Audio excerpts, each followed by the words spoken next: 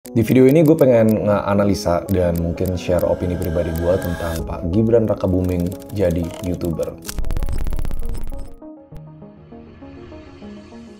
Dan biasanya netizen tuh ada antara dari 3 respon ini. Satu, yang gak suka udah pasti cari celah-celahnya. Banyak kemarin dari dia nge-buzzer like, yang sampai puluhan ribu padahal viewsnya baru ribuan. Dari video paling terakhir yaitu buzzer komen, cuma bisa ngomong doang, mau pencitraan, itu kubu 1 biasanya. Tapi di kubu 2, yang gue ngerti juga, yaitu gue salut loh. Karena untuk level pemerintah, putting yourself out there, mereka tahu betul pasti itu ada risikonya. Kayak banyak teman gue yang nanya, kemarin Pak Prabowo buka Sarasehan, menurut lu gimana? Considering dia punya track record yang traumatis sama perusahaan-perusahaan media, akhirnya dia buka channelnya, udah lu tanya aja apapun tentang gua. Jadi tetap ada level salutnya, bahwa berani to put yourself out there. Nah tapi, ini respon ketiga yang jarang dibahas sama orang. Karena kebanyakan orang tuh langsung main kritik, ini ada videonya, ini ada orangnya, yuk kita kritik. Either positif atau negatif. Tapi kalau gua dari kecil diajarin itu mempertanyakan why. Kenapa sekarang? Kenapa jenis konten yang begini? Apa alasannya? Apakah ada udang di balik batu? Dan kenapa gue bikin video ini? Karena ternyata banyak banget yang nge-tag gue.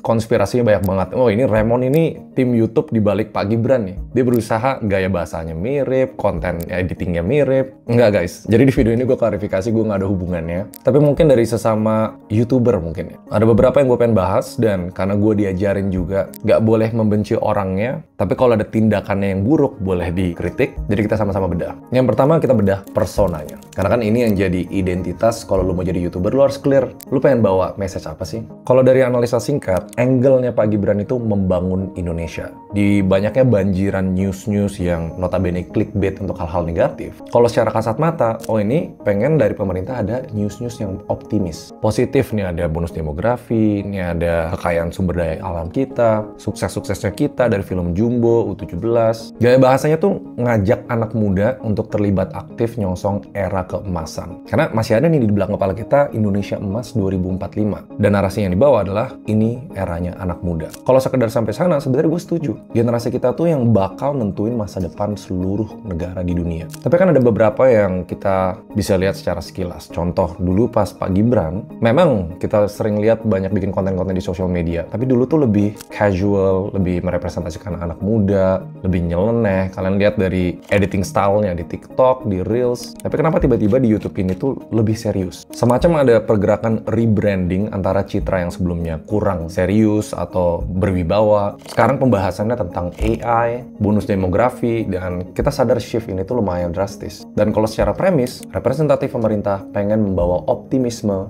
dan ngajak anak muda, yuk kita kejar mimpi ini di Indonesia, kita berani inovasi dan jadi penggerak kemajuan. Cuma kan berpikir kritis nggak boleh berhenti sampai sana. Karena as we know, apapun yang berhubungan dengan kepemerintahan atau politik, yang kita harus benar-benar tahu di luar dari tindakannya adalah intensinya. Jadi coba kita bedah opini, mungkin analisa ya, motif dan strategi politiknya. Kita udah establish, brandingnya adalah YouTuber pembangun Indonesia. Cuma banyak pakar di industri itu lagi nebak-nebak apa motifnya. Apakah pure politik, apa ini sesuatu yang benar-benar positif untuk Indonesia. Belum lagi belakangan ini yang lagi rame soal permakzulannya. Again, ya ini resiko kalau tiba-tiba ada atensi ke sebuah figur, pasti muncul news-news yang berkesinambungan. Gue coba kutip dari beberapa pakar yang ngerasa langkah ini tuh nggak sekedar spontan tanpa tujuan. Nggak tiba-tiba, yuk kita bikin YouTube yuk buat motivasi negara Indonesia. Karena dari pakar psikolog politik, Abdul Hakim dari UNS Surakarta, hal paling pertama yang diperhatiin adalah pembangunan citra. Karena di sini udah bukan wali kota, tapi wakil presiden. Jadi harus ada wibawa pemimpin yang lebih serius, lewat format monolog. Kontras sama yang sebelum ini tuh di medsos kayak banyak bercanda. Pakai memes biar lebih appeal ke anak muda. Tapi gue setuju kalau dari level eselon 1, persona itu harus aspirasional. Dan karena selama ini dianggap AFK atau nggak terlalu banyak muncul, posisinya sebagai wapres itu kan jauh lebih luas ya. Bukan cuma Solo, bukan cuma anak mantan presiden, tapi merepresentasikan Indonesia. Dan menurut beberapa analis, yang bikin citra ini penting, karena status Pak Gibran yang sekarang nggak punya partai politik, di posisi politik yang rumit, dan legitimasi politiknya tuh jadi kayak tantangan. In my opinion, dan ini belum tentu salah ya, pas ngebangun video YouTube ini format monolog membangun Indonesia bisa dilihat sebagai positioningnya. Nunjukin ke publik bahwa sebagai representasi anak muda, saya punya gagasan besar dan visi kebangsaan untuk masa depan. Tapi ya, ini menurut Lily Romli, peneliti senior dari BRIN, setiap tindakan atau ucapan pejabat politik cenderung bermotif politik, apalagi sekelas wapres. Ini bukan kata-kata gua. Dan kalau diperhatiin, banyak dari segi wording atau kata-kata itu pakai kita. Pas ngomong ke audience, ngomong ke kalian, itu positioningnya tuh kayak, kita sebagai bagian dari rakyat, bukan saya pemerintah, kalian jelata. Lantas motif ini berujung kemana? Sesimpel, again disclaimer ini opini pribadi, yaitu tahun 2029. Kalian ngerti, kalau kebanyakan posisi politik di negara Indonesia, itu tuh harus invest dari jauh hari. Pas jadinya pesta demokrasi, pas adanya pemilihan, by then, setiap figur harus punya relevansinya. Apakah ini sebagai caranya? Gue sendiri nggak tahu. Cuma yang kita tahu adalah ini sesuatu yang lumayan unik. Tapi kita bisa sama-sama bedah. Menurut kalian dari chapter ini, apa motif dibalik beliau jadi YouTuber? Apa benar mayoritas adalah motif politik? Nah, tapi kita perlu bahas, why YouTube? Kenapa video monolog sebagai komunikasi politik? Jadi yang udah banyak dibedah, cara pemerintah berkomunikasi dengan rakyat itu ada dua cara. Satu, yaitu di ruang tertutup, di ruang yang terjaga, dan pemerintah membuat statement. Dan ini biasanya bisa dikontrol. Dan satu lagi adalah semacam doorstop, di mana jurnalis datang terus tiba-tiba nanya, dan mungkin beberapa pejabat dan politikus tuh belum siapin pertanyaannya. Dan ini yang sering terjadi, tanda kutip, blunder-blunder, yang kita tahu belakang ini ada pejabat yang dicabut dari jabatannya. Jadi jenis-jenis platform video on demand, atau gue bilangnya own channel, bisa ngurangin resiko blunder. Dan analoginya tim media Pak Gibran bisa nyunting dulu, sempurnain penyampaiannya, lengkapin data-datanya, kalau ada salah ngomong bisa di-cut. Balik lagi statement dari Lili Rondi, format monolog di YouTube ini itu yang paling ideal untuk jadi ruang aman, biar ngurang-ngurangin yang namanya salah ucap atau blunder ngomong. Dan selama ini kan itu yang dipermasalahin di Indonesia. Jadi balik lagi ke video, kalau mau ngomongin yang berat-berat kayak bonus demografi, visi teknologi, misalnya kompleksitasnya dan teknisnya artificial general intelligence dan ekonomi perlautan kita, itu tuh bisa dibuat lebih planning.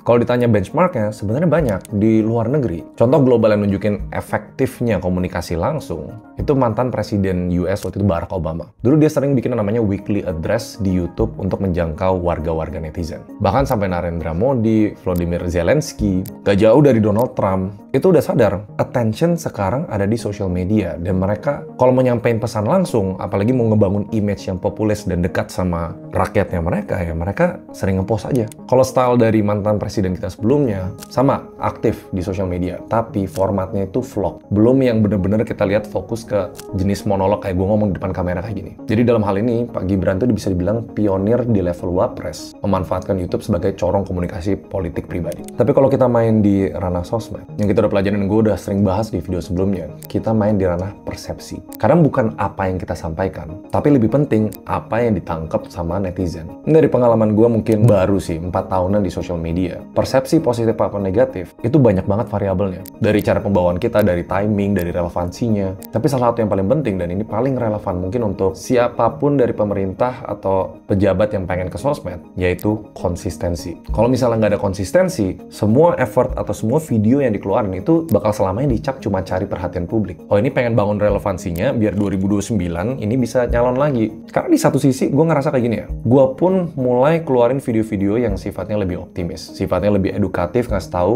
nggak semuanya tuh buruk. Dan dibalik semua tantangan yang kita alamin sekarang, itu tuh opportunity emas buat generasi muda jadi raja-raja baru. Secara konten gue ngerti, dan gue setuju. Kita mungkin masuk ke opini terakhir gue, yaitu presidennya. Secara historikal, politisi yang ngonten di era digital, itu dampaknya apa? Pejabat tinggi aktif sebagai YouTuber sebenarnya tergolong baru, karena YouTube itu sendiri sebenarnya tergolong baru, apalagi di ranah politik. Dan selama ini banyak, walaupun beda kelas ya, dulu kepala daerah kayak Pak Ganjar, Ridwan Kamil, bahkan anggota DPR dan lain-lain, itu tuh aktif banget di social media. Dan let's be honest, ya itu sebuah pencitraan. Kalau misalnya kita ngelakuin hal yang baik dan itu tidak terdengar dan tidak terlihat, bisa dibilang sama sekali nggak ada benefitnya untuk di ranah politik. Cuma kan dilemanya di sana. Kita mau fokus ke apa yang kita lakukan, apa fokus ke apa yang orang lihat dari kita lakukan. Di satu sisi kalau nggak dipublikasi nanti nggak ada kelihatan kerjaan, tapi di satu sisi publikasi terlalu banyak kelihatannya sebagai political branding. Jadi ada dua rute. Kita mau ngeliat ini sebagai dampak positif apa dampak negatif.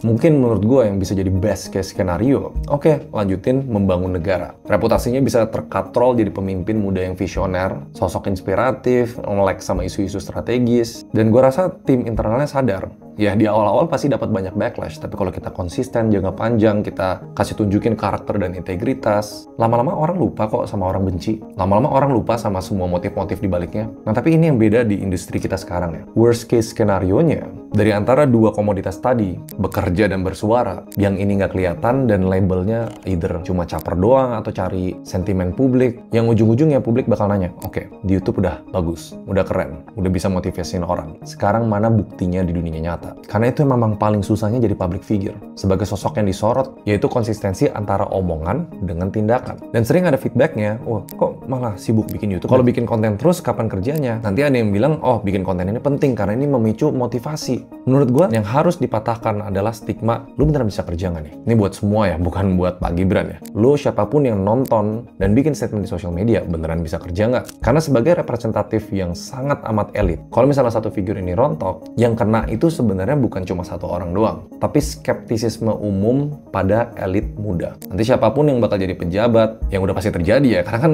bakal regenerasi. Orang-orang yang kerja di pemerintah nanti kedepannya bakal milenial sama Gen Z. Mereka semua bisa kena imbasnya. So, summary-nya apa? Kalau misalnya gue bahas dari awal sampai akhir video ini. Ada dua. Pertama, why? Kritis itu bukan cuma ngelihat situasi sekarang, tapi ngerti di belakangnya kenapa. Dan ya udah, kalau memang ada motif politik atau motif membangun pencitraan untuk 2029, it's okay. Cuma jangan selama pas eksekusi ini, malah itu yang tertonjol dan hilang dari substansi utamanya. Ya udah, kalau mau jadi YouTuber pembangun Indonesia dan fokus membangun Indonesia, yang nyambung ke poin now and ke depannya. Bersuara untuk membangun Indonesia itu bagus, tapi harus bangun kredibilitas dan trust-nya dengan nunjukin bahwa ada kerjaan di balik omongannya. Dan hopefully di video ini gue nggak kelihatan ngebenci pihak manapun ya. Soalnya figur segede dan setinggi Pak Gibran bakal dilihat sebagai benchmark dan efek dominonya bisa kemana-mana. Kalau bagus bisa kemana-mana, kalau jelek bisa kemana-mana. Mungkin poin terakhir ya, satu hal yang gue pelajarin dari jadi public figure, kalau ada kritik harus bisa diterima dengan lapang dada. Karena itu memang resikonya, put yourself out there. Jangan sampai hal-hal kecil ini bisa purpose alasan dibalik mulainya bikin YouTube. Itu sekilas opini singkat gue dan opini kritis gue. Kalian sendiri di kubu yang mana? Karena pada akhirnya gaya komunikatif yang